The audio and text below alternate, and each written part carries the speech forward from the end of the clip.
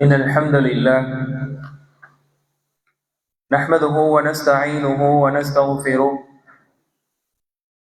ونؤمن به ونتوكل عليه ونعوذ بالله من شرور أنفسنا ومن سيئات أعمالنا. من يهده الله فلا مضل له ومن يضلل فلا هادي له.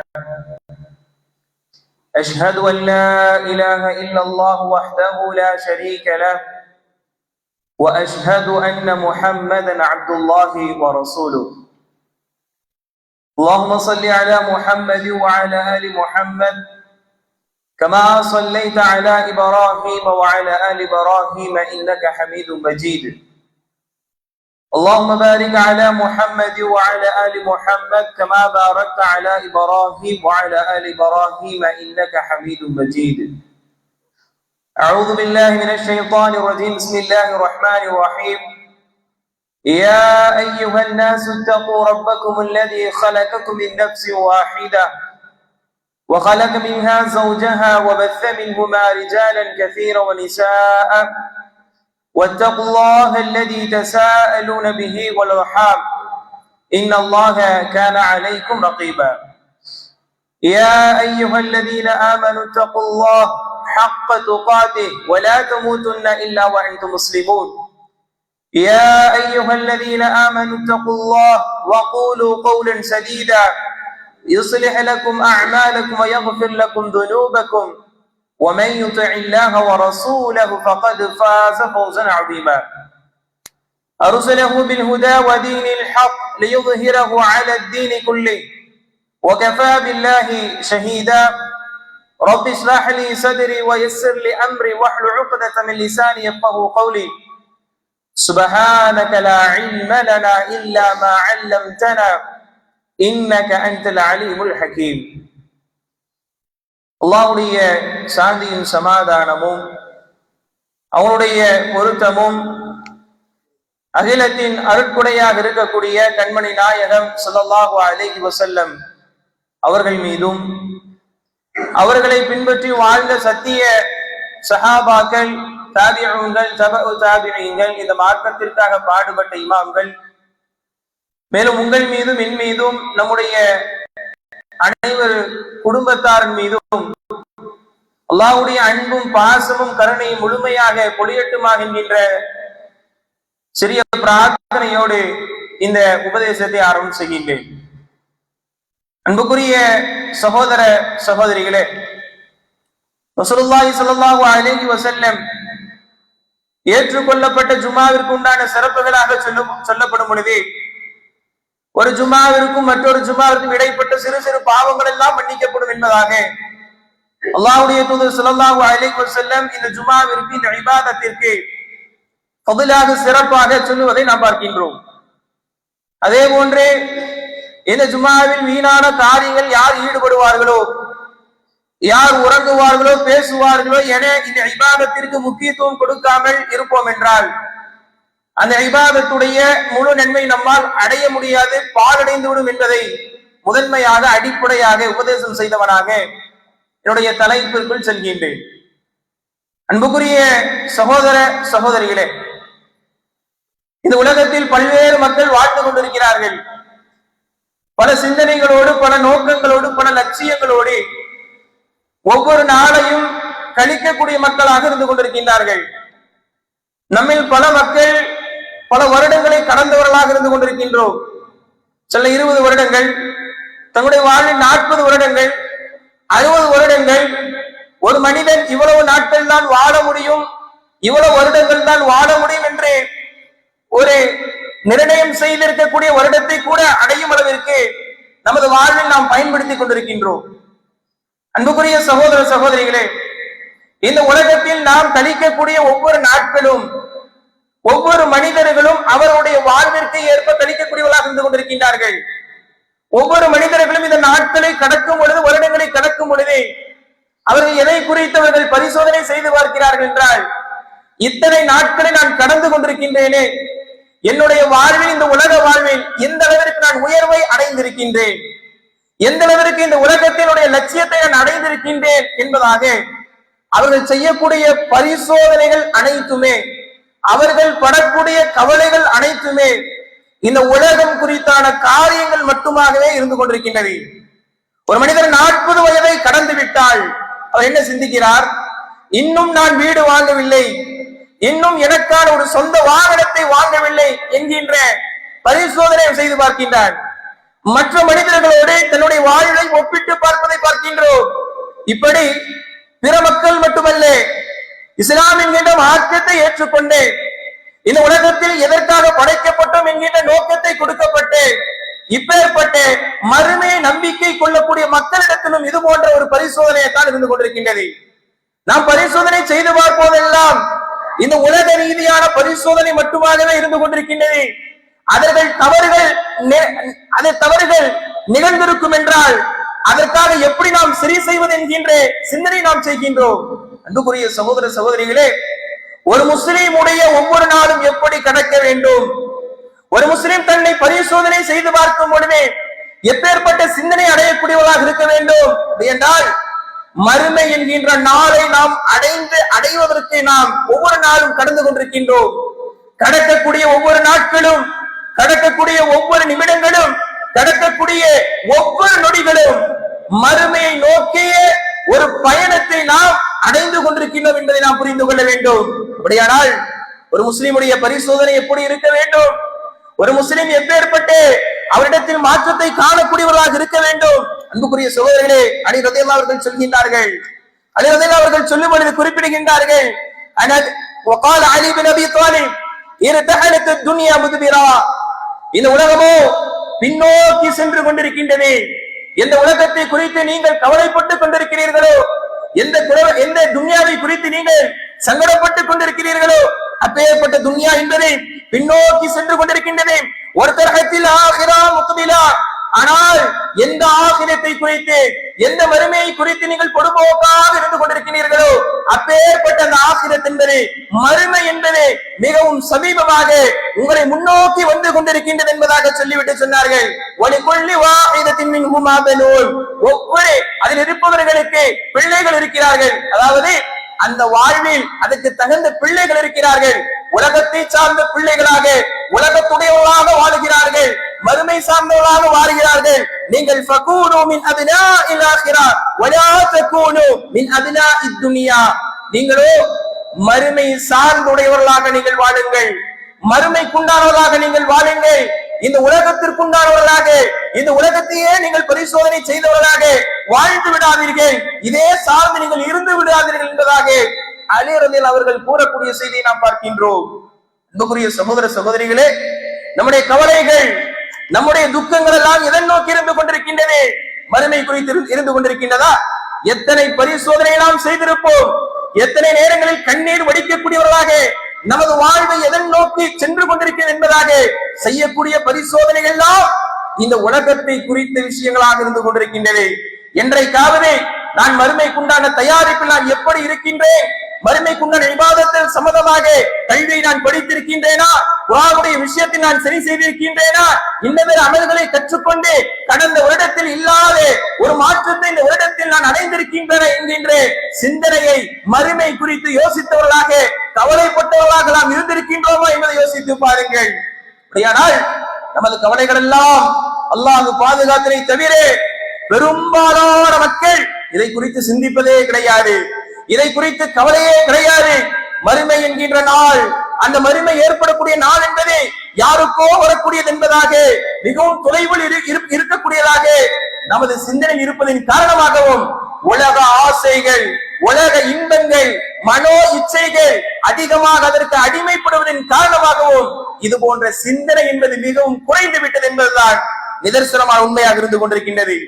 ரசூலுல்லாஹி ஸல்லல்லாஹு அலைஹி வஸல்லம் அவர்கள் சொன்னார்கள், 2 ரக்காஅத்துக்கு உண்டான சிறப்புகளை சொன்னார்கள். புகாரியில் 155வது ஹதீஸாக பதிவு செய்யப்பட்டுள்ளது. மன் தவஃபஅ நஹ்வ வுதுஇ ஹாதா ثم صلى ركعتين لا يحدث فيهما نفسه, யார் அழகான முறையில் வுது செய்தவர்களாக, நான் சொல்லிய அடிப்படையில், நான் கற்றுக் கொடுத்த அடிப்படையில் வுது மேற்கொண்டவர்களாக 2 ரக்காத்துகளை தொழக்கூடியவர்களாக இருப்பார்களோ, 2 ரக்காயத்தினை நிறைவேற்றக்கூடியவர்களாக இருப்பார்களோ, எப்பேற்பட்ட இபாதத்து தெரியுமா? அந்த இபாதத்தில் மற்ற சிந்தனைகள் இல்லாமல் முழுக்க முழுக்க அல்லாஹ்வை அஞ்சியவர்களாக அந்த இபாதத்தை இஹ்லாஸான முறையில் உலகத்துடைய சிந்தனை இல்லாமல் அப்பேற்பட்ட நிலையில் யார் 2 ரக்காயத்துகளை தொழுவார்களோ அவர்களுக்கு உண்டான சிறப்பு என்ன தெரியுமா? அவருடைய முன்னால் உள்ள பாவங்கள் எல்லாம் மன்னிக்கப்படும் என்பதாக அல்லாஹ்வுடைய தூதர் ஸல்லல்லாஹு அலைஹி வஸல்லம் சொன்னார்கள். அது மட்டுமா, அல்லாஹ்வுடைய தூதர் ஸல்லல்லாஹு அலைஹி வஸல்லம் மேலும் சொல்லும்போது சொன்னார்கள், அக்ரபு மா யகூனுல் அப்து மிர் ரப்பிஹி வ ஹுவ சாஜிதுன் ஃபஅக்ஸிரு துஆ. அடியான் அல்லாஹ்விடத்தில் மிகவும் நெருக்கத்திற்குண்டான நேரம் தெரியுமா? ஃபஅக்ஸிரு துஆ வ ஹுவ சாஜிதுன். அவன் சஜதா செய்யக்கூடிய நேரத்தில், தொழுகையில் அவன் சஜதா செய்யக்கூடிய நேரத்தில், இந்த உலகத்தில் பணக்காரனாக இருக்கலாம், தனக்கு பதவி வழங்கப்பட்டிருக்கலாம், அவர் வந்துவிட்டால் ஊரே மதிக்கக்கூடிய ஒரு சூழ்நிலையாக இருக்கலாம், யாராக இருந்தாலும் அவர்கள் எல்லாம் அல்லாஹ்வுடைய அடியார்கள். அந்த அடிமைத்தனத்தை வெளிப்படுத்தும் அடிப்படையில் உலகத்தில் வாழும் பொழுது தன்னுடைய தலை யாருக்கும் சாய்க்க மாட்டேன், தன்னுடைய பார்வை கூட யாருக்கும் சாய்க்க மாட்டேன், பணிய மாட்டேன் என்பதாக உலகத்தில் நடந்திருக்கலாம். பள்ளிவாசல் என்கின்ற அல்லாஹ்வுடைய ஆலயத்தில் வந்துவிட்டால் அவன் நெற்றியை சிரம்பணிய வைக்கின்றான், தன்னுடைய கரங்களை எல்லாம் பணிய வைக்கின்றான், தன்னுடைய நெற்றி அப்படியே அல்லாஹ்விற்கு முன்னால் சிரம்பணியக்கூடிய அந்த நேரம் இருக்கின்றது. இதுதான் அல்லாஹ்விடத்தில் நெருக்கத்திற்குண்டான நேரம் என்பதாக ரசூல் ஸல்லல்லாஹு அலைஹி வஸல்லம் சொன்னார்கள். எனவே அந்த நேரத்தில் உங்களுடைய துஆக்களை நீங்கள் அதிகப்படுத்திக் கொள்ளுங்கள், உங்களுடைய தேவைகளை நீங்கள் அதிகப்படுத்திக் கொள்ளுங்கள் என்பதாக அல்லாஹ்வுடைய தூதர் ஸல்லல்லாஹு அலைஹி வஸல்லம் ஒரு ஹதீஸில் சொல்லும் பொழுது 2 ரக்காயத்தினை உள்ளச்சத்தோடு உலக சிந்தனைகள் இல்லாமல் தொழுவதற்கு உண்டான சிறப்பை சொல்கின்றார்கள். மற்றொரு ஹதீஸை பார்க்கும் பொழுது அல்லாஹ்விடத்தில் நெருக்கத்தை ஏற்படுத்தக்கூடிய இடம் எது தெரியுமா? வஹுவ சாஜிதுன். சஜதா செய்த நிலையில் அந்த நேரத்தின் துஆவை அதிகப்படுத்துங்கள் என்பதாக அல்லாஹ் ரப்பல் ஆலமீன் மிகவும் நெருக்கமாக அடியார்களுக்கு பல்வேறு சிறப்புகள் வழங்கக்கூடிய இந்த தொழுகை என்கின்ற இபாதத்தில் மறுமை சிந்தனை வேண்டும், அல்லாஹ்வை நெருக்கத்தோடு இருக்கக்கூடிய சிந்தனை என்கின்ற அந்த உணர்வு இருக்க வேண்டும் என்பதாக ரசூல் ஸல்லல்லாஹு அலைஹி வஸல்லம் இந்த இரு நபிமொழியில் நமக்கு உணர்த்துகிறார்கள் என்றால், அன்புக்குரிய சகோதரரை யோசித்து பாருங்கள். அப்பேற்பட்ட நெருக்கத்தை ஏற்படுத்தக்கூடிய இடத்திலும் கூட துன்யாவை யோசிக்கக்கூடிய ஒரு நிலைமை இருந்து கொண்டிருக்கின்றது. அப்பேற்பட்ட அல்லாஹ்விடத்தில் நெருக்கத்தை ஏற்படுத்தக்கூடிய இடத்திலும் கூட நமது பொருளாதாரத்தை சிந்திக்கக்கூடியவர்களாக இருந்து கொண்டிருக்கின்றோம். உலகத்தில் மட்டுமல்ல, உலகத்தை துண்டிக்கக்கூடிய மறுமை சிந்தனை ஏற்படுத்தக்கூடிய இடத்திலும் கூட மறுமை சிந்தனை மறக்கடிக்கப்பட்டு உலகத்துடைய ஆசைகள் அதிகமாக அதிகமாக நமது மனோச்சலுக்கு கட்டுப்பட்டு உள்ளத்தில் எது இருக்குமோ அதுதான் அந்த தொழுகையில் வெளிப்படும் என்கின்ற அடிப்படையில் அந்த நேரத்திலும் கூட சஜ்தா நேரத்திலும் கூட இமாம் சுஜூது செய்வார்கள், இமாம் ருக்கு செய்வார்கள். அந்த நேரத்திலும் கூட ஓத வேண்டிய தஸ்பீஹ்கள், அந்த நேரத்திலும் கூட அல்லாஹ்வை புகழ வேண்டிய நேரத்தில் உலகத்தை சிந்திக்கக்கூடிய மக்களாக, மறுமை மறந்த மக்களாக இருப்பதை நம்மால் பார்க்க முடிகின்றது. அன்புக்குரிய சகோதரர்கள் யோசித்து பாருங்கள். இன்றைக்கு நாம் தொழுத ஃபஜ்ருடைய தொழுகை உண்மையிலே மறுமையுடைய சிந்தனை நமக்கு ஏற்படுத்தியதா என்பதை யோசித்து பாருங்கள். சஹாபாக்கள் அந்த தொழில் குர்ஆன் வசனங்கள் ஓதப்பட்டால் நரகத்துடைய வசனத்தை கேட்கும் அஞ்சக்கூடிய மக்களாக இருந்தார்கள். சொர்க்கத்தை பற்றி கேட்கப்படும் பொழுது அந்த சொர்க்கத்துடைய இன்பத்தை அவர்கள் அந்த வசனத்தின் மூலமாக உள்வாங்கக்கூடியவர்களாக அப்பேற்பட்ட வெளிப்படுத்தக்கூடிய அடிப்படையில் தங்களுடைய வாழ்வை அமைத்துக் கொண்டிருந்தார்கள் என்றால், இபாதத்தில் அதுபோன்று மறுமை சிந்தனை ஏற்படுத்தக்கூடிய அடிப்படையில் அந்த இபாதத்தை தங்களுடைய வாழ்வில் அமைத்துக் கொண்டார்கள் என்றால், இப்பேற்பட்ட தொழுகையில் நமது நிலை எப்படி இருந்து கொண்டிருக்கின்றது? உண்மையிலேயே நமது பரிசோதனையில் இந்த மறுமை நாம் சிந்திக்கக்கூடியவர்களாக இருக்கின்றோமா என்பதை நாம் யோசித்து பார்க்க வேண்டும். அப்பேற்பட்ட மறுமை சிந்தனை வர வேண்டிய இடத்திலும் கூட, இரையச்சம் ஏற்படுத்த வேண்டிய இடத்திலும் கூட உலகம் என்பதாக துன்யாவே சார்ந்த ஒரு சிந்தனை இருக்கிறது என்றால், அன்புக்குரிய சகோதரிகளே, ஒவ்வொரு நாடும் நடக்கக்கூடிய நாம் சொன்னார்களே, உலகம் பின்னோக்கி சென்று கொண்டிருக்கின்றது, மறுமை முன்னோக்கி வந்து கொண்டிருக்கின்றது. அந்த மறுமைக்குண்டான தயாரிப்பில் தான் நம்முடைய ஒவ்வொரு நாளும் கடந்து கொண்டிருக்கின்றன. யோசித்து பாருங்கள். உலகத்தில் வாழும் பொழுது நாம் எதை லட்சியமாக கொண்டிருக்கின்றோமோ அந்த லட்சியத்திற்குண்டானே ஒரு நாள் வர அந்த நாளுக்குண்டான உழைப்புகளை போட்டுக்கொண்டே இருப்போம். அது பள்ளி பருவங்கள் படிக்கக்கூடிய பருவங்களாக இருக்கட்டும், எல்லா நிலையில் இருக்கக்கூடிய பருவங்களாக இருக்கட்டும், நாம் எண்ணக்கூடிய அந்த லட்சியங்கள் அடைவதற்காக ஒவ்வொரு நாளும் முயற்சி செய்யக்கூடிய நாம் உண்மையிலே மறுமையை நாம் நிச்சயமாக கொண்டவர்களாக இருந்திருக்கிறோம் என்றால், மறுமை என்கின்ற நாளுக்குண்டான தயாரிப்பு நம்மிடத்தில் இருக்குதுன்னு சொன்னார். ஒவ்வொரு நாளும் அதற்காக நாம் செய்யக்கூடிய பரிசோதனை என்ன என்பதை யோசித்து பாருங்கள் அன்புக்குரிய சகோதரிகளே. உஸ்மான் இப்னு அஃபான் ரலியல்லாஹு அவர்கள் சொல்கின்றார்கள், அவர்கள் எந்த அளவுக்கு சஹாபாக்கள், எந்த அளவுக்கு அவர்கள் வருத்தப்படக்கூடியவர்களாக, எவ்வளவு கவலைப்படக்கூடியவர்களாக இருந்தார்கள். ரசூல் ஸல்லல்லாஹு அலைஹி வஸல்லம் சொல்லும் பொழுது, அபூபக்கர் ஃபில் ஜன்னா, அபூபக்கர் அவர்கள் சொர்க்கத்திற்குரியவர்கள், உமர் இப்னு கத்தாப் ரலியல்லாஹு அவர்கள் ஃபில் ஜன்னா, உமர் அவர்கள் சொர்க்கத்திற்குரியவர்கள், உஸ்மான் ஃபில் ஜன்னா, உஸ்மான் அவர்களும் சொர்க்கவாதி என்பதாக 10 நபர்களை பட்டியலிட்டு சொன்னார்களே, அதில் 3வது நபராக இருக்கக்கூடிய உஸ்மான் இப்னு அஃபான் அவர்கள் எப்பேற்பட்ட பரிசோதனை உடையவர்களாக, எந்த அளவிற்கு மறுமை நினைத்தவர்கள் கவலைப்படக்கூடியவர்களாக, உலகத்தை துண்டிக்கக்கூடியவர்களாக இருந்தார்கள் என்பதற்கான உதாரணத்தை பாருங்கள். மன்னரை வாழ்வை அவர்கள் நினைத்து விட்டால், கபருக்கு சென்று விட்டால், அது போன்ற அடக்க ஸ்தலங்களுக்கு அவர்கள் சென்று விட்டால் தாடி நினையும் அளவிற்கு அழுது கொண்டே இருப்பார்கள்.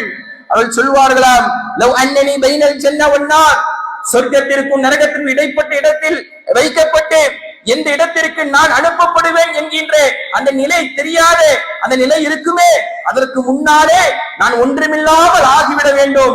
அப்பேற்பட்ட நிலை என்னவாகும், நான் எந்த இடத்திற்கு செல்வேன் என்கின்ற அச்சத்தின் காரணமாக உஸ்மான் இப்னு அஃபான் அவர்கள் சொல்லக்கூடிய பதிலை பாருங்கள். சொர்க்கத்திற்குரியவர்கள் எத்தனையோ வரலாறுகள் நாம் எடுத்து படித்து பார்க்க முடியும். உஸ்மான் அவர்கள் பல போர்களுக்கு தன்னுடைய பொருளாதாரத்தை வாரி அவர்கள் கொட்டக்கூடியவர்களாக இருந்தார்கள். கிணற்றை வாங்கி கொடுத்து பொதுமக்களுக்கு முழுமையாக கொடுக்கக்கூடியவர்களாக இருந்தார்கள். மதீனாவில் பஞ்சத்தாலும் பசியாலும் மக்கள் எல்லாம் சிரமப்பட்டுக் கொண்டிருக்கும் பொழுது இரவு நேரத்தில் முழுமையான உணவுகள், தானிய வகைகள் அனைத்துமே அல்லாஹ்விடத்தில் இந்த வியாபாரத்தின் பேரம் பேசிவிட்டேன் என்பதாக சொல்லியவர்களாக முழுமையாக இஸ்லாத்திற்கு பல்வேறு நன்மைகளை, அவ்வளவு இபாதத்துகளை பொதுமக்களுக்கும் பொது சேவையாக செய்த உஸ்மான் இப்னு அஃபான் ரலியல்லாஹு அன்ஹுடைய சிந்தனையை பாருங்கள் அன்புக்குரிய சகோதரர்களே. நிலை என்னாகும்? அப்பேற்பட்ட நிலை வருவதற்கு முன்னால் நான் ஒன்றுமில்லாமல் ஆகிவிட வேண்டும். ஒரு கால் நரகத்திற்கோ, ஒரு கால் என்னுடைய வாழ்வு வெற்றி இல்லாமல் போய்விட்டால் எனது நிலைமை என்னாகும் என்பதாக சொர்க்கத்தை மட்டுமே அவர்கள் ஆதரவைத்தவர்களாக, நான் சொர்க்கத்திற்குரியவன், ரசூல் ஸல்லல்லாஹு அலைஹி வஸல்லம் மருமகனாக இருந்து கொண்டிருக்கின்றேன், உறவினராக இருந்து கொண்டிருக்கின்றேன், எனவே எனக்கு சொர்க்கம் கிடைத்துவிடும் என்பதாக அவர்கள் ஒருபோதும் நினைக்கவில்லை. மன்னர் என்கின்ற அந்த கபரை அவர்கள் பார்த்து விட்டால் அவருடைய நிலைமை இந்த அளவுக்கு மாறியவர்களாக, தங்களுடைய பழிசோரை சென்றவர்களாக, மறுமை நினைத்தவர்கள், அந்த மன்னரை நினைத்தவர்கள் அழக்கூடிய மக்களாக மாறிவிடுவார்கள் என்றால் நம்ம நிலைமை எப்படி இருக்கு தெரியுமா? சுப்ஹானல்லாஹ், பாதுகாக்க வேண்டும். எந்த மன்னரை, எந்த மரணத்தை குறித்து அல்லாஹ்வுடைய தூதர் நீங்கள் எண்ணியவர்களாக இந்த உலகத்தை நீங்கள் துண்டிக்க வேண்டும், உலகத்துடைய ஆசைகள் எல்லாம் உங்களுக்கு போக வேண்டும் என்றால் இந்த மரணத்தை நினைத்து பாருங்கள் என்பதாக எந்த மரணத்தை அல்லாஹ்வுடைய தூதர் உலக ஆசைகளுக்கு முற்றுப்புள்ளி வைப்பதற்காக அருமருந்தாக உபதேசமாக சொன்னார்களோ, அப்பேற்பட்ட மரண வீடுகளில் அமர்ந்து கொண்டும் கூட ரீல்ஸுகளை பார்த்து கொண்டிருக்கிறார்கள், சமூக வலைத்தளங்களை நோண்டிக் கொண்டிருக்கிறார்கள், கபரை அடக்கம் செய்யக்கூடிய இடத்தில் சென்று உலக நாயங்களை பேசிக் கொண்டிருக்கிறார்கள். பேசி சிரித்தவர்களாக, கடந்தவர்களாக இருக்கக்கூடிய சூழ்நிலை இன்றைக்கு சர்வ சாதாரணமாக ஜனாசாவை தன்னுடைய தோளுக்கு மேல் சுமந்திருப்பார்கள். இப்பேற்பட்ட நிலைமையில் சுற்றியெல்லாம் மக்கள் கவலையாக இருந்தாலும் கூட சில மக்களை நாம் பார்க்கணும், அல்லாஹ் பாதுகாக்க வேண்டும். அந்த குடும்பத்தாரை தாண்டி, பாசத்தை தாண்டி இருக்கக்கூடிய மக்கள் பொதுவாக மரணம் என்று பார்க்கும் பொழுது, மன்னர் என்று பார்க்கும் பொழுது பாசத்தினால் அழுவதல்ல, உண்மையிலேயே அந்த மறுமை நினைத்து நாம் கவலைப்படக்கூடியவர்களாக இருக்க வேண்டும். ஆத்மாவிற்கு இதோ அவர்களுக்கு மன்னரை சென்று விட்டார், அவருடைய நிலைமை என்ன ஆகும்? அல்லாஹ் ரப்புல் ஆலமீன் எனக்கு இந்த நாளை தந்திருக்கின்றான், எனக்கு இந்த வாழ்வை தந்திருக்கின்றான், இதற்காக நான் என்ன சேகரித்து வைத்தேன் என்கின்ற பரிசோதனை நம்மிடத்தில் இருந்திருந்தால் உண்மையிலேயே அது போன்ற இடங்களில், அது போன்ற நேரத்தில் நாம் அது போன்ற பேச்சுக்களை வெளிப்படுத்துவோமா? அதை பார்த்ததற்கு பிறகும் கூட அந்த தொழிலில் நாம் அலட்சியப்படுத்தக்கூடியவர்களாக இருப்போமா? மார்க்கத்தில் பலகீனர்களாக இருப்போமா என்பதை யோசித்து பாருங்கள் சகோதரர்களே. அது மட்டுமல்லாமல் ரசூலுல்லாஹி ஸல்லல்லாஹு அலைஹி வஸல்லம் ஒரு நபிமொழியை எடுத்து பார்த்தால் அல்லாஹ் ரப்பல் ஆலமீன் குர்ஆனுடைய பல்வேறு வசனங்கள் இடத்தில் நீங்கள் பார்க்கும் பொழுது லைஸல் பிர்ர அன் துவல்லு வஜூஹக்கும் கிபல அல்-மஷ்ரிகி வல் மக்ரிப் வலாக்கின்னல் பிர்ர மன் ஆமன பில்லாஹி வல் யௌமில் ஆகிர். கிழக்கிற்கும் மேற்குடைய முகங்களை திருப்புவதனால் மட்டுமே நன்மை நீங்கள் அடைந்து விட முடியாது. வலாக்கின்னல் பிர்ர மன் ஆமன பில்லாஹி வல் யௌமில் ஆகிர். அல்லாஹ் சொல்கிறார், அல்லாஹ்வை நம்பிக்கை கொண்டு இந்த மறுமை நம்பிக்கை கொண்டால் மட்டும்தான் உங்களுக்கு நன்மை என்பதாக அல்லாஹ் ரப்பல் ஆலமீன் தன்னை நம்பிக்கை கொண்டு அடுத்து சொல்லும் பொழுது வல் யௌமில் ஆகிர், அந்த மறுமை நாளை குறித்து சொல்கின்றார்கள். 2வது அத்தியாயம் 62வது வசனத்தில் இன்னல்லதீன ஆமனு வல்லதீன ஹாது வன்னஸாரா வஸ்ஸாபீன மன் ஆமன பில்லாஹி வல் யௌமில் ஆகிர். அங்கேயும் அல்லாஹ் ரப்பல் ஆலமீன் தன்னோடு தன்னை நம்பிக்கை செய்வதோடு சேர்த்து அல்லாஹ் ரப்பல் ஆலமீன் வல் யௌமில் ஆகிர் என்பதாக சொல்லி காண்பிக்கின்றார். 3வது அத்தியாயம் 114வது வசனத்தில் யுமினூன பில்லாஹி வல் யௌமில் ஆகிர், மேலும் அல்லாஹ் ரப்பல் ஆலமீன் இங்கேயும் சொல்லும் பொழுது தன்னை நம்பிக்கை கொண்டு மறுமை நாளை நம்பிக்கை யார் கொள்வார்களோ இப்படி பல்வேறு இடங்களில் அல்லாஹ் ரப்பல் ஆலமீன் தன்னை நம்பிக்கை கொண்டு அடுத்து மறுமை நாள் என்பதாக சேர்த்து அல்லாஹ் ரப்பல் ஆலமீன் பல்வேறு வசனங்களை சொல்வதை நாம் பார்க்கின்றோம். ரசூலுல்லாஹி ஸல்லல்லாஹு அலைஹி வஸல்லம் உடைய அந்த நபிமொழி எடுத்து பார்த்தால் மன் கான யுமினு பில்லாஹி வல் யௌமில் ஆகிர் ஃபல்யுக்ரிம் வைஃபஹு, யார் அல்லாஹ்வை நம்பிக்கை கொண்டார்களோ மறுமை நாளை நம்பிக்கை கொண்டார்களோ அவர்கள் தங்களுடைய விருந்தினர்களை உபசரிக்கட்டும் என்பதாக, கண்ணியம் செய்யட்டும் என்பதாக அல்லாஹ்வுடைய தூதர் ஸல்லல்லாஹு அலைஹி வஸல்லம் அந்த நபிமொழியில் தொடர்ச்சியாக மன் கான யுமினு பில்லாஹி வல் யௌமில் ஆகிர் என்பதாக அல்லாஹ்வை நம்பிக்கை கொண்டு அதோடு மறுமை நாளை நம்பிக்கை கொள்ளக்கூடிய மக்கள் என்பதாக சேர்த்தே சொல்வதன் மூலமாக அந்த அளவிற்கு ஒரு முஃமின் என்பவன் அந்த மறுமை நாள் என்கின்ற விஷயத்தில் தினம்தோறும் நினைக்கக்கூடியவர்களாக அவ்வளவு முக்கியத்துவம் கொடுக்கக்கூடியவர்களாக இருக்க வேண்டும். அல்லாஹ் ரப்பல் ஆலமீன் தன்னுடைய புத்தகம் குர்ஆன் சொல்கின்றான், இன்னா அர்சல்னாக ஷாஹிதன் முபஷ்ஷிரன் வ நதீரா. இந்த நபியை எதற்காக அனுப்பி இருக்கின்றோம்?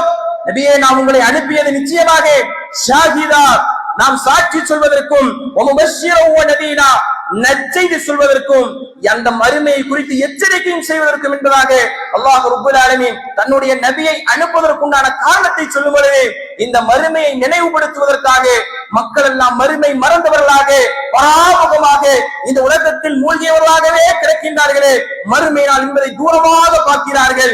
இன்னஹும் யரவுனஹு பஈதா வ நராஹு கரீபா, அவர்களோ அந்த மறுமை நாளை மிகவும் தூரமாக பார்க்கிறார்கள், ஆனால் நாமோ அந்த மறுமை நாளை மிகவும் சமீபமாக பார்க்கிறோம் என்பதாக அல்லாஹ் குர்ஆன் சொல்லி காண்பிக்கின்றார்.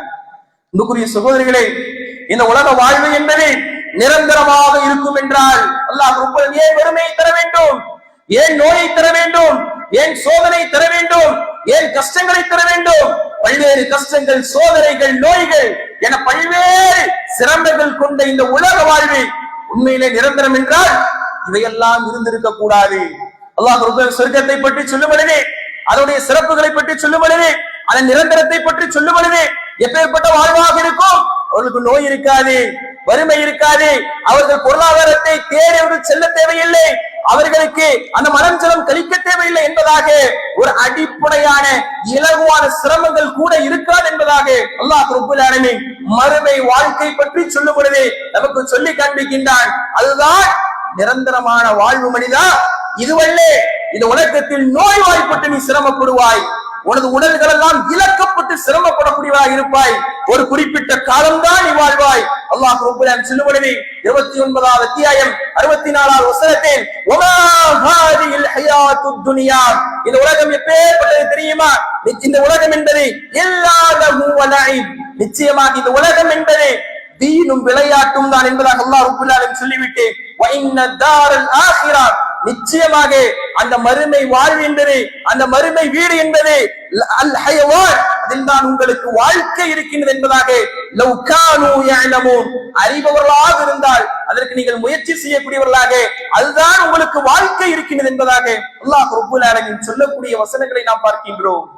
அப்படியானால் அன்புக்குரிய சகோதரர்களே, அன்புக்குரிய சகோதர சகோதரிகளே, இந்த உலக வாழ்வு என்பது ஒரு தற்காலிகமான வாழ்வாக இருந்து கொண்டிருக்கின்றது.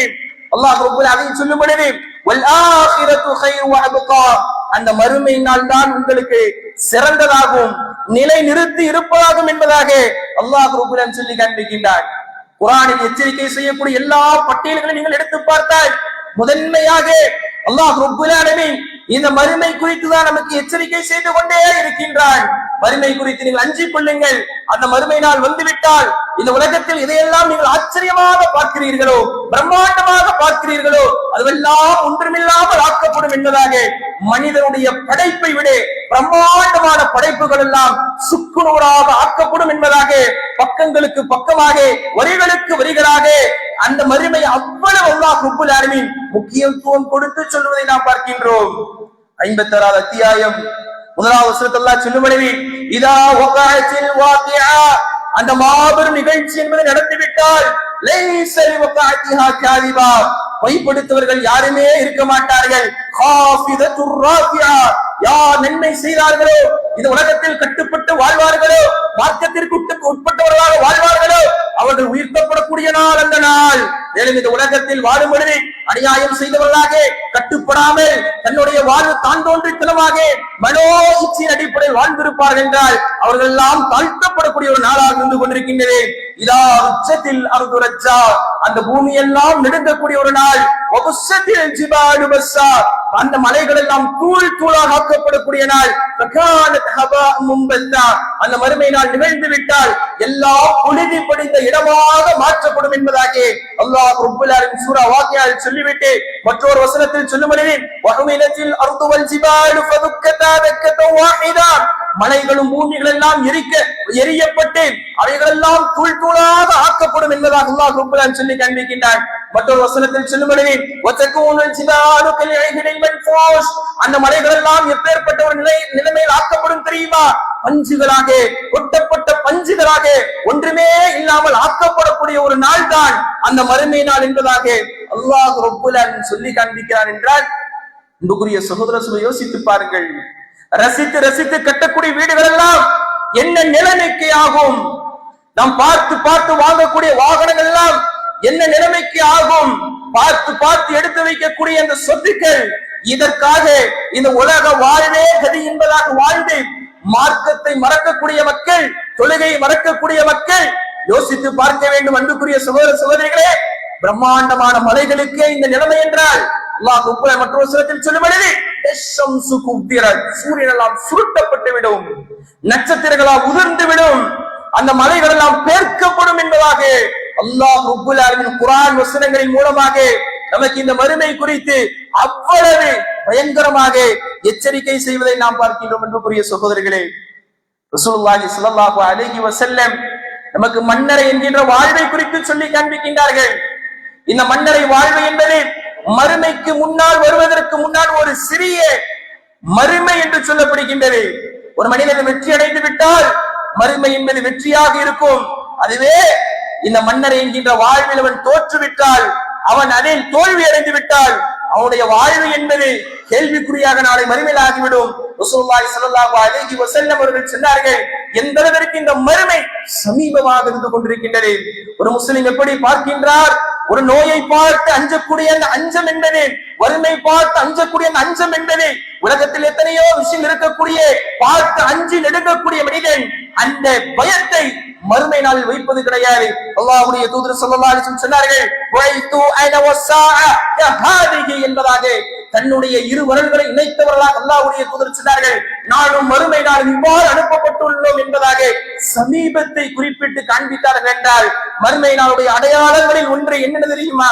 அல்லாஹ்வுடைய தூதர் ஸல்லல்லாஹு அலைஹி வஸல்லம் அவர்கள் இறுதி நபியாக அனுப்பப்பட்டார்களே, அதுவே மறுமை நாளுடைய அடையாளம் என்பதாக இந்த உம்மத்துடைய நமக்கு முன்மாதிரியாக இருக்கக்கூடிய அல்லாஹ்வுடைய தூதர் ஸல்லல்லாஹு அலைஹி வஸல்லம் அனுப்பப்பட்டதே மறுமை நாளுடைய அடையாளம் என்றால் இந்த சமூகம் எந்த அளவுக்கு யோசித்து பார்க்க வேண்டும். அல்லாஹ்வுடைய தூதர் அவருடைய காலங்கள் முடிந்து அவர்கள் வந்து சென்ற காலங்கள் கணக்கெடுத்து பார்த்தால் 100 வருடங்களா 200 வருடங்களா, கிட்டத்தட்ட 1400 வருடங்கள் கடந்து விட்டது. அந்த நேரத்தில் அனுப்பப்பட்ட அல்லாஹ்வுடைய தூதர் நானும் மறுமை நாளும் இவ்வாறு என்பதாக அந்த நெருக்கத்தை அவர்கள் சொன்னார்கள் என்றால், அன்புக்குரிய சகோதரர்களை, எந்த அளவுக்கு நாம் பயப்படக்கூடியவர்களாக இருக்க வேண்டும். நாம் வைத்திருக்கக்கூடிய அமல்களை வைத்து அந்த மறுமை நாள் நிகழ்ந்து விட்டால் வெற்றி கொள்ள முடியுமா என்பதை யோசித்து பாருங்கள். நாம் வைத்திருக்கக்கூடிய அந்த அறிவை வைத்து உலகத்தை மட்டுமே சம்பாதிப்பதற்கு நாம் பயன்படுத்திக் கொண்டிருக்கின்றோமே, ஆரோக்கியம் முழுக்க முழுக்க உலகத்தை மட்டுமே சம்பாதிப்பதற்கு பயன்படுத்திக் கொண்டிருக்கின்றோமே, அந்த ஆரோக்கியத்தை அல்லாஹ் ரப்பல் ஆலமீன் எப்படி செலவு செய்தாய் என்கின்ற மறுமையில் கேள்வி கேட்பானே, எப்படியே உன்னுடைய அறிவை பயன்படுத்தினாய் என்பதாக மறுமையில் கேள்வி கேட்பானே. அந்த கேள்விக்காக தயாராகி விட்டோமா? மறுமை என்பது மிகவும் தொலைவில் அல்ல, சமீபம் என்பதை நாம் புரிகிறோம் என்றால் அன்புக்குரிய சூழலை யோசித்து பாருங்கள். ரசூலுல்லாஹி ஸல்லல்லாஹு அலைஹி வஸல்லம் சொன்னார்கள், வெள்ளிக்கிழமை வந்துவிட்டால் மனிதர்களும் ஜின் இனமும் தான் பராமுகமாக பயப்படாமல் இருந்து கொண்டிருக்கிறார்கள். ஆனால் மற்ற இனங்கள் எல்லாம், மற்ற உயிரினங்கள் எல்லாம் பயப்படக்கூடியதாக மாறிவிடுகின்றது. அந்த வெள்ளிக்கிழமை வந்துவிட்டால் பயப்படக்கூடிய சூழ்நிலை மறுமை நிகழ்ந்து விடுமோ, உலகம் அழிக்கப்பட்டு விடுமோ, அப்பேற்பட்ட நிலைமை ஏற்பட்டு விட்டால் நமது நிலைமை என்னவாகும் என்பதாக பயப்படக்கூடிய நிலையில் எல்லா உயிரினங்களும் இருந்து கொண்டிருக்கின்றதாக அல்லாஹ்வுடைய தூதர் ஸல்லல்லாஹு அலைஹி வஸல்லம் சொல்கின்றார்கள். ஆனால் எத்தனை வெள்ளிக்கிழமைகள் கணக்கெடுத்து பார்த்தால் பல வெள்ளிக்கிழமைகள் ஃபஜ்ருடைய தொழுகையில் தூங்கியவர்களாக கழிக்கின்றோமே. எந்த பொய்யை சொல்லி வியாபாரம் செய்தோமோ, எந்த நிலைமையிலே பாவ மூட்டைகளை சுமந்தவர்களாக இந்த உலகத்தில் செல்கின்றோமோ, பல வெள்ளிக்கிழமை உபதேசம் செய்யப்பட்டாலும் கூட அந்த வெள்ளிக்கிழமையில் தான் மறுமை நிகழ்த்தப்படும் என்பதாக சொல்லப்பட்டும் கூட எந்த ஒரு மாற்றமும் இல்லாமல், எந்த ஒரு பயமும் இல்லாமல் நாம் நமது வாழ்வு இருந்துச்சுன்னு சொன்னார். இதுக்குரிய சோதனை யோசித்து பாருங்கள். எல்லாம் பயப்படுகின்றது.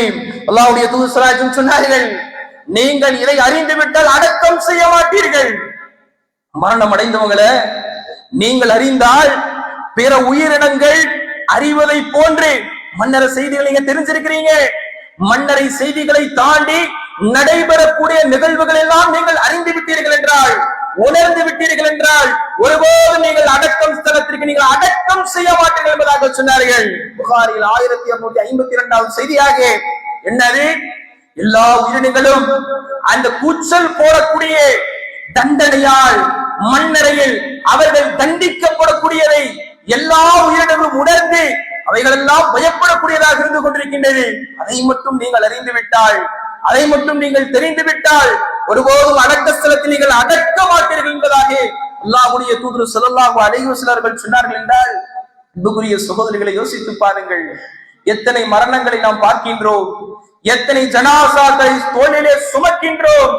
சுமக்கும் பொழுது சுமக்கப்பட்ட ஒருவராக இருந்தால், சுமக்கக்கூடிய இன்றைக்கு நான் இருக்கின்றேன், நாளைக்கு நாம் சுமக்கப்படுவோம் என்பதை அந்த இடத்தில் இருப்பவரை நம்மை பாதித்து யோசித்திருந்தோம் என்றால், அந்த சூழ்நிலை நமக்கு ஒரு பாடம் என்பதாக சிந்தித்திருந்தால், எந்த மையத்தை விட்டிருக்கோம், எந்த ஒரு ஜனாசாவை சந்திக்கும் பொழுதே நாம் கண்ணீர் வடிக்காமல் ஒருபோதும் வரமாட்டோம். அன்புக்குரிய சகோதரிகளே, ஒருவருக்கு நோய்வாய்ப்பட்டு விட்டால் கேட்கிறோம், எதனால இந்த நோய் வந்துச்சு, என்ன சாப்பிட்டதால வந்துச்சு கேட்கிறோம். அதை உடனே நம்ம மாத்திக்கிறோம்.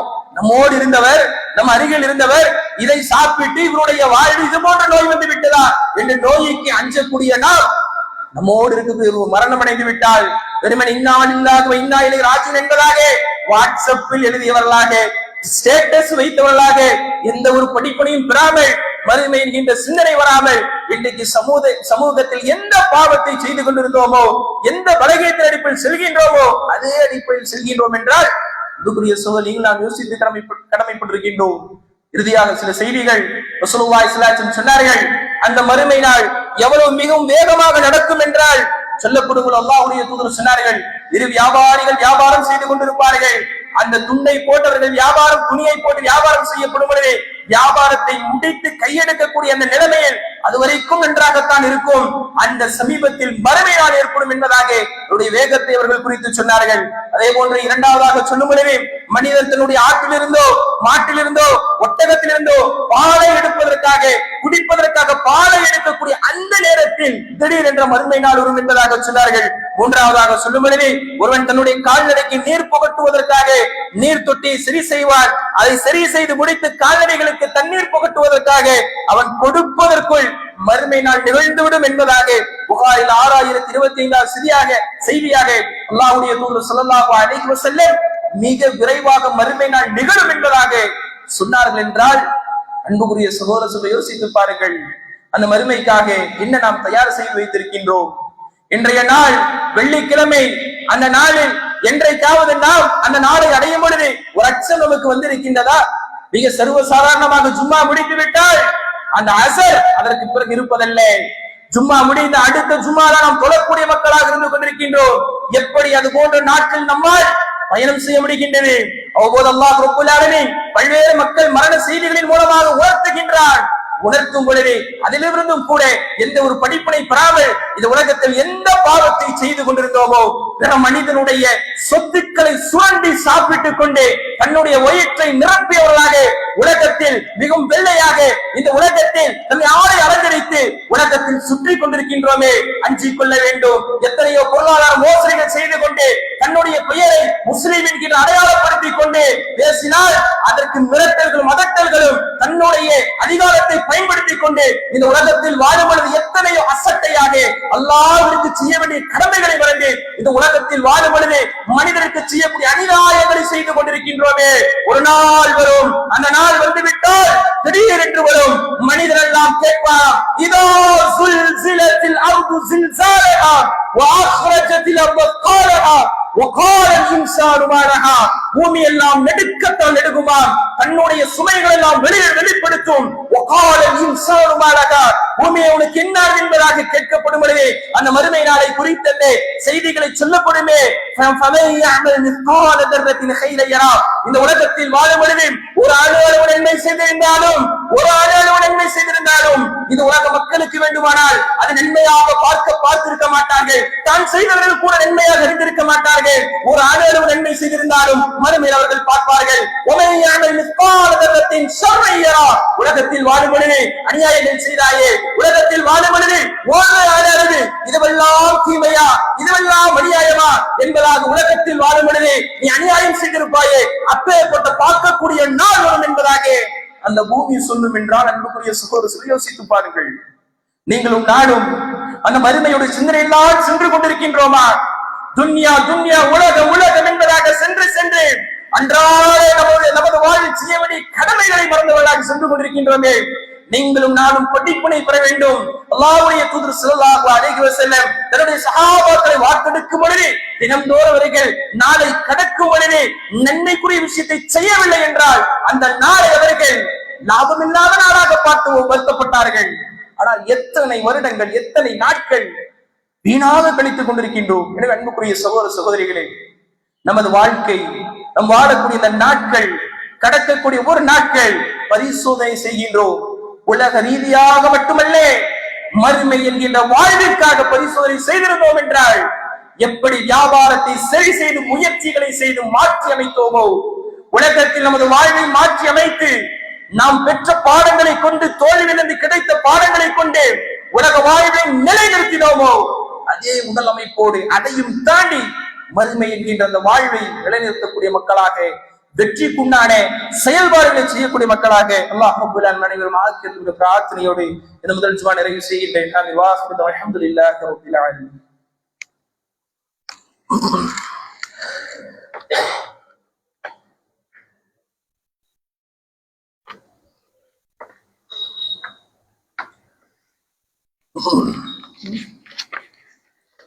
அல்ஹம்துலில்லாஹி ரப்பில் ஆலமீன். والصلاة والسلام على سيد المرسلين وعلى آله وصحبه أجمعين. கணித்திற்குரிய அல்லாஹ்வின் நல்லடியார்களே, அன்புக்குரிய சகோதரர்களே சகோதரிகளே, முதல் ஜுமா வரையில் நமது பரிசோதனை எந்த அடிப்படையில் இருந்து கொண்டிருக்கின்றது? நமது பரிசோதனைகள் முழுக்க முழுக்க இந்த உலகத்தை சார்ந்த, துன்யாவை சார்ந்தது மட்டுமே இருந்து கொண்டிருக்கின்றதா, அல்லது மறுமை என்கின்ற நிரந்தர வாழ்வுக்கு இருக்கின்றதா என்பதை நாம் யோசித்து பார்க்க கடமைப்பட்டிருக்கின்றோம் என்கின்ற உணர்த்தக்கூடிய செய்திகளை, சில விஷயங்களை நாம் பார்த்தோம். அன்புக்குரிய சகோதரர்களே, அல்லாஹ்வுடைய தூதர் ஸல்லல்லாஹு அலைஹி வஸல்லம் இவர்களுடைய மரணத்தை, இவருடைய அந்த உயிரை கைப்பற்றும் பொழுது வெறுக்கின்றான் என்பதாக அல்லாஹ்வுடைய தூதர் ஸல்லல்லாஹு அலைஹி வஸல்லம் சொல்றாங்க. மரணம் நேசிக்க வேண்டும் என்பதாக சொல்லப்படும் பொழுது ஆயிஷா கேட்கிறாங்க, அல்லாஹ்வுடைய தூதர் எல்லோருமே மரணத்தை நாங்களே வெறுக்கிறோம், மரணத்தை யாரும் விரும்புவது கிடையாது, மரணம் என்றால் அச்சம் வருது, மரணத்தை யாரும் விரும்பி செல்வது கிடையாது. சொல்லும் அல்லாஹ்வுடைய தூதர் ஸல்லல்லாஹு அலைஹி வஸல்லம் திருத்தமாக அவர்களுக்கு புரிய வைக்கும் அடிப்படையில் சொல்கின்றார்கள், மரண நேரம் ஒரு பொழுது அந்த நேரத்தில் மனிதன் தெரியும் இதற்கு பிறகு மரணம் தான். அந்த மரணத்தில் யார் அல்லாஹ்வை சந்திப்பதை வெறுப்பார்களோ அவர்களை அல்லாஹ் வெறுக்கின்றான். இந்த வெறுப்பதும் விருப்பதும் எந்த அடிப்படையில் இருக்கும் அப்படின்னு சொன்னா, உலகத்தில் வாழக்கூடிய வாழ்க்கையின் அடிப்படையில் தான்.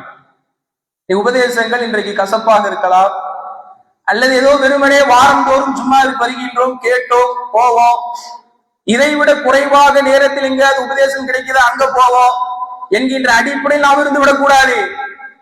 இந்த மரணம் என்பது எல்லோருக்கும் நடக்கக்கூடியது. அந்த நேரத்தில் இரண்டு சாரார்களாக இருப்பார்கள், தன்னுடைய வாழ்வை அமைத்துக் கொண்ட அடிப்படையில். உலகத்துல வாழும் பொழுது கட்டுப்பாடாடு மார்க்கத்திற்கு தன்னுடைய வாழ்வை கட்டுப்படுதலோடு வாழ்ந்திருந்தார்கள் சொன்னா, பொருளாதாரம், தொழுகை எல்லாம் முழுமையாக கட்டுப்பட்ட நிலையில் ஹலாலான முறையில் நன்மை செய்து ஹராமை தவிர்ந்தவராக வாழ்ந்திருப்பார்கள் என்றால், இந்த நேரத்திலே எந்த ரப்பிற்காக நன்மை செய்தாரோ, எந்த ரப்பிற்காக கண் விழித்து தொழுதாரோ, எந்த ரப்பிற்காக தன்னுடைய பொருளாதாரத்தை செலவழித்தாரோ, எந்த ரப்பிற்காக தன்னுடைய வாழ்க்கையில் பல்வேறு சோதனைகளை பொறுத்து கொண்டாரோ, அந்த ரப்பை நான் சந்திப்பதற்கு ஆசைப்படுகின்றேன், பொருந்திக் கொள்வார். அதுவே உலகத்தில் வாழும் பொழுது அநியாயங்கள், அக்கிரமங்கள் கேட்பதற்கு யாரும் இல்லை, கேட்டால் என்னை எல்லாம் கேட்க முடியாது என்கின்ற பெருமையிலும் திமிரிலும் இந்த பூமியில் நடமாடிய மனிதன், அல்லாஹ்விற்கு மாறு செய்தே வாழ்ந்தவர், எவ்வளவு உபதேசங்கள் கேட்டாலும் பார்த்துக் கொள்ளலாம் என்பதாக உதவி தெளியவர், இல்ல வாழ்க்கையில ஹராமே தன்னுடைய வாழ்வு என்பதாக வாழ்ந்திருப்பார் என்றால், மனோ இச்சை, அல்லாஹ் சொல்கிற மனோ இச்சை கடவுளாக எடுத்துக் கொண்டார்கள், தன்னுடைய மனோ இச்சைக்கு முழுமையாக கட்டுப்பட்டே வாழ்ந்திருப்பார்கள் என்றால், இந்த நேரத்துல மரணம் என்கின்ற நேரம் ஒரு பொழுது, இன்றைக்கு மரணம் எல்லாம் மிக மிக வேகமாக நடைபெறுவதை பார்க்கின்றோம். உடல் வலிமையாக இருக்கிற இடத்திலும் கூட மரணம் வருவதை பார்க்கின்றோம்.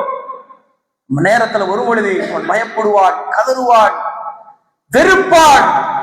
பொழுது ஒருபோதும் மரணம் வேண்டாமே, நேரத்துல மரணம் வேண்டாம், சந்திப்பதை வெறுப்பான். அல்லாஹ் சொல்லும் பொழுது, وَأَنْفِقُوا مِمَّا رَزَقْنَاكُمْ مِنْ قَبْلِ أَنْ يَأْتِيَ أَحَدَكُمُ الْمَوْتُ. உங்களுக்கு கொடுக்கப்பட்டது நீங்க செலவழிச்சிருங்க, கட்டுப்படுதலோடு நீங்க வாழ்ந்துருங்க. يَقُولُ رَبِّي لَوْلَا أَخَّرْتَنِي إِلَى أَجَلٍ قَرِيبٍ. நேரத்துல அவன் வெறுத்து, யா அல்லாஹ் எனக்கு ஒரு வாய்ப்பை கொடு என்பதாக கேட்பான். فَأَصَّدَّقَ وَأَكُن مِنَ الصَّالِحِينَ. நல்லவனாக நற்கர்மங்களை செய்து அந்த சதக்காக்களை கொடுத்து நான் நல்லவனாக மாறிவிடுகின்றேன். உனக்கான நேரம் வந்துவிட்டால் ஒருபோது உனக்கு தவணை கொடுக்க முடியாது என்பதாக அவனுடைய மரணம் எடுக்கப்படும், அவன் மரணிப்பானுடைய ரூ கைப்பற்றப்படும் என்பதாக அல்லாஹ் ரப்பல் ஆலமீன் குர்ஆன் சொல்கிறான் என்றால், அன்புக்குரிய சகோதரர் சொல்லி யோசித்து பாருங்கள். நமது மரணம், நமது வாழ்வு முடிவு என்பது நமக்கு தெரியாது, அதனுடைய முற்றுப்புள்ளி, அதனுடைய நேரம் என்பது நமக்கு தெரியாது. அப்பேற்பட்ட ஒரு நிரந்தரமற்ற வாழ்வில் வாழக்கூடிய நாம் எவ்வளவோ இபாதத்துகளை செய்யாமல் பொடும்போக்காக வாழ்ந்து கொண்டிருக்கின்றோமே. நமது நன்மைகள் எடையை வைத்து, நமது பாவ சுமைகளை வைத்து நமக்கு உண்டான நேரம் வந்துவிட்டால் எப்பேற்பட்ட மனநிலையில் நாம் இருப்போம் என்பதை யோசித்து பாருங்கள். ஒவ்வொரு நாளும் நாம் யோசித்து பார்க்க வேண்டும். மனிதா, நாளைக்காய் நீ என்ன சேகரித்து வைத்துள்ளாய் என்பதை நீ பார்த்துக்கொள் என்பதாக அல்லாஹ் ரப்பல் சொல்கிறான் என்றால், உண்மையிலே அந்த சிந்தனை வந்துவிட்டால், அந்த சிந்தனை பரிசோதனை வந்துவிட்டால் எல்லாமே மாறிடும், எல்லாமே மாற்றப்பட்டு விடும். சட்டங்கள் தேவையில்லை, போதைக்கு அவ்வளவு விழிப்புணர்வு தேவையில்லை, அவ்வளவு பயான்கள் கேட்க வேண்டும் என்கிற அவசியம் பல ஜும்மாக்களை கேட்கின்றது கூட மாற்றம் வரவில்லை என்றால் சிந்தனை கொண்டு வரவில்லை, சுய பரிசோதனை கொண்டு வரவில்லை. உலகத்தில் இருக்கக்கூடிய வறுமைக்கு பயந்த அந்த பயம், நோய்க்கு பயந்த பயம் இதில் வருவதில்லை. எனவே அன்புக்குரிய சகோதரர்களே, பராமுகமாக மிகவும் அசால்ட்டாக மார்க்க வகுப்புகள் வைக்கப்பட்டால் புறம் தள்ளியவர்களாக, மார்க்க வகுப்பிற்கு வெளியே நின்று தெருக்களில் பேசுவதற்கு தயாராக இருக்கக்கூடிய நாம், மார்க்க வகுப்பில் அவரது பயான்கள் கேட்பதற்கு தயார் இல்லைன்னு சொன்னா இடத்தில் செய்யக்கூடிய பரிசோதனை உலகத்திற்காக மட்டும்தான் இருக்கின்றதா, மறுமைக்கும் இருக்கின்றதா என்று யோசித்து பாருங்கள். அப்படி யோசித்து அதற்குண்டான அந்த சுய தயாரிப்போடு நாம் மாறி ஒவ்வொரு நாளும் மறுமை குறித்து யோசித்தவர்களாக, அந்த மறுமைக்காக சேகரிப்பு செய்த மக்களாக வாழ்ந்து மரணிக்கக்கூடிய பாக்கியத்தை அல்லாஹ் ரப்பல் ஆலமீன் நம் அனைவரையும் ஆக்கி அருள் என்ற பிரார்த்தனையோடு இந்த ஜும்ஆவுடைய 2வது உரை நிறைவு செய்கின்றேன். வாஹிரு அல்ஹம்துலில்லாஹி ரப்பில் ஆலமீன். அஸ்ஸலாமு அலைக்கும் வரஹ்மத்துல்லாஹி வபரகாத்துஹு.